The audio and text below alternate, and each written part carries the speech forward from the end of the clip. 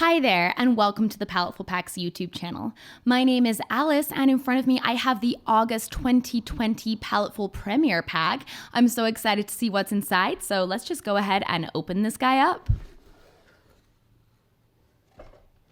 It's all purple inside, which I love. Purple's my favorite color. All right, let's move the stuff and see what's in here. I see markers. Are they water-based or alcohol-based? They're alcohol-based. That's fun. I love alcohol-based markers. So in this box, there are 2 packs of Marabou graphic sketch markers that are alcohol-based. They're 2 6-packs. So this one is all tones of gray. It looks like there's cool grays and warm grays. And then this one has a bunch of different colors in it, including black. These markers have a bullet nib on one end and then a broad chisel nib on the other end. All right, so the next thing I see in here are some liner pens, and these are by Art Alternatives. There's going to be 2 of these. These are the pigment liners. You're going to get them in 0.1 millimeters and 0.5 millimeters.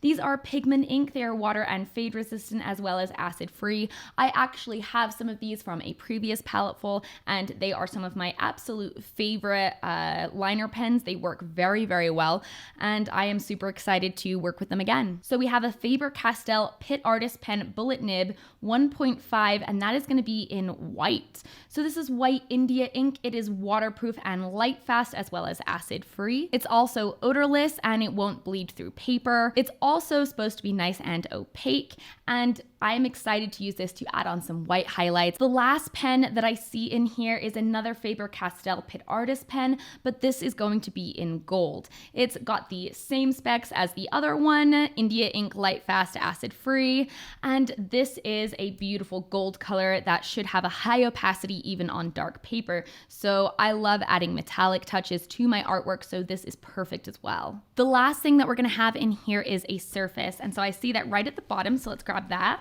Okay, so this is the surface that you're going to get. So this is 9x12 Bristol board. It's his 12 sheet pack, and it's by Seth Cole. So it's a 2-ply artist drawing board, and it's got a nice smooth finish designed for pen, pencil, and markers. I am a huge fan of Bristol board for alcohol markers because it's nice and heavyweight, and so it really handles the markers well, and a nice smooth finish should allow me to blend those as well. So I am excited.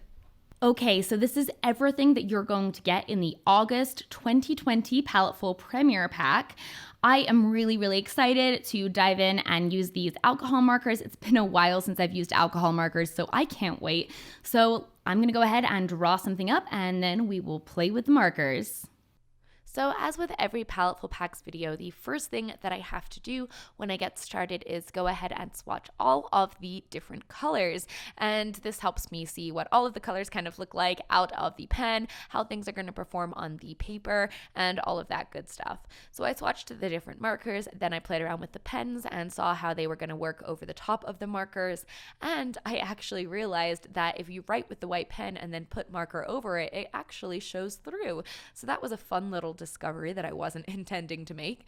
Then I played around with some more traditional ways of blending alcohol markers, which is usually blending kind of like on the paper.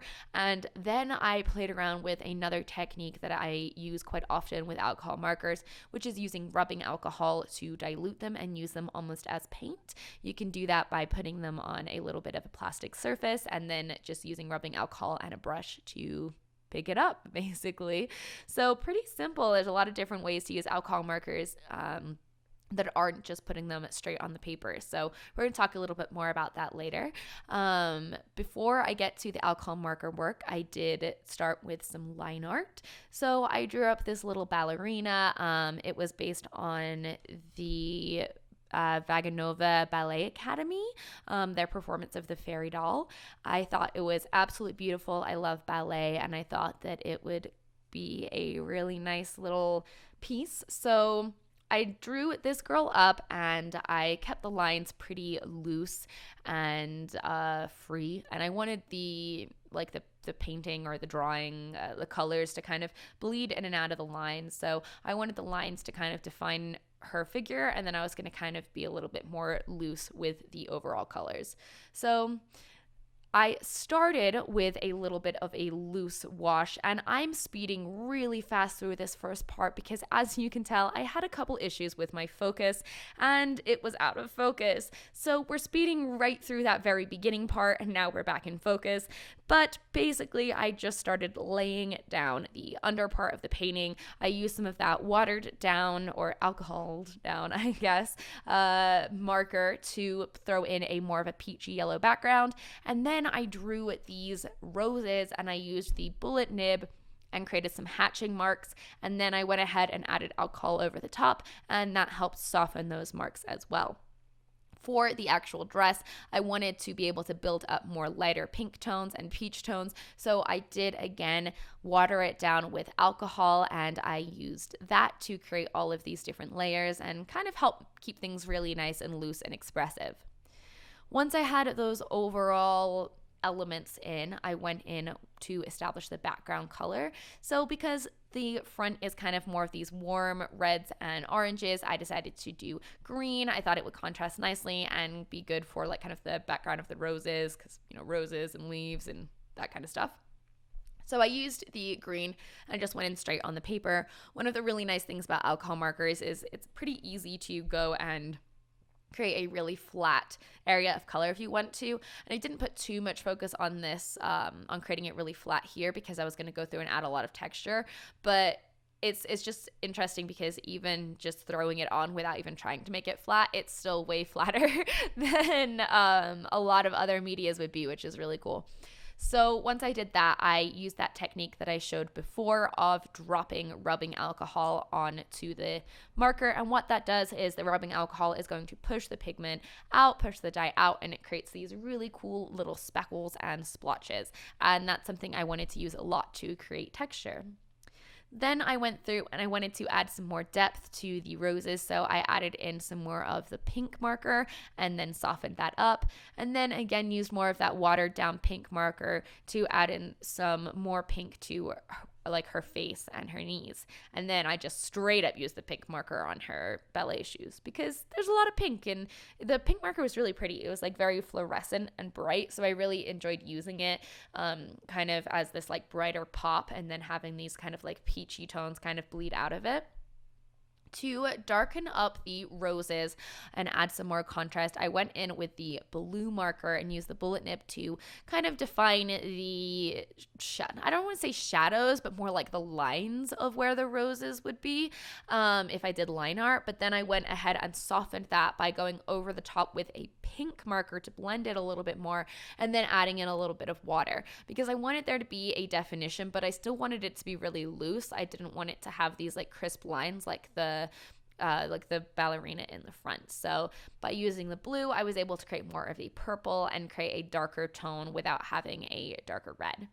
I also used a lot of the gray to build up some of the base shading. Gray is really, really good for dulling things down, so you can kind of layer it both under and over colors to modify those colors to be a little bit more muted if that's what you're looking for. If you use like a cool gray, you can maybe tint things a little bit more green. If you use a warm gray, you can tint things a little bit more brown. So having all those different grays was a really helpful way to add in a lot of different shading and add in a lot more complexity to the colors that I was using. I went over the background and I layered on top using the chisel end of the yellow marker, and that made that green a little bit more of a yellow toned green, which I thought worked a little bit better with the overall aesthetic of the piece. Then I added in a little bit more green towards the top for a little bit of contrast, and then I kind of went like crazy with the alcohol drops, and I kept adding more and more and more and more. I really wanted it to have this kind of splotchy blending together feel. Then I got to go in with the white pen to add some highlights. This was a really, really fun pen to work with because I could kind of lay it down and then I would use my finger to smudge it a little bit if I wanted kind of more of a softer or blended look. And you could build it up to make it be more of a brighter white, or just kind of layer it so it was a little bit more soft. So it was really, really versatile, and it was great for adding in the really shiny highlights on her ballet shoes as well. Then I decided to use the gold marker, and I went ahead and I colored in the little loop or hoop, whatever you want to call it, behind her. And then I went ahead and used black, both the marker fine liners, that's what they're called, both the fine liners, and then I filled it in with the black alcohol marker for that nice like dark finish. And I did that for the other ring, and then I went ahead and added in some final detailing. So for the gold ring, I actually went outside and outlined it with the white to make it pop a little bit more, because I felt like the gold and the green were blending in a little bit too much together. And I also went in and just added in more highlights with that white, especially to the rose in the background. And I also went back over with a fine liner because I felt like the rose edges needed to be a little bit more crisp.